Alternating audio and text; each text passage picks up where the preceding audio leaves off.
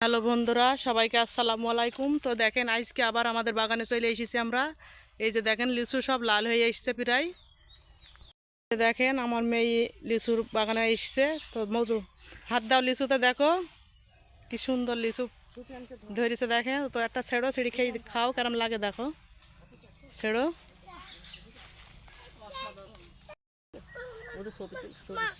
কেমন মিষ্টি হয়েছে। তো নিজের গাছের লিচু খাওয়া একটা মজাই আলাদা। এই যে দেখেন প্রায় প্রায় গাছের লিচু এসছে আমাদের। তো এই যে প্রায় লাল হয়ে গেছে সব। এই যে দেখেন এবার আমি একটা ছিঁড়ি খেয়ে দেখাবো আপনাদের। এই যে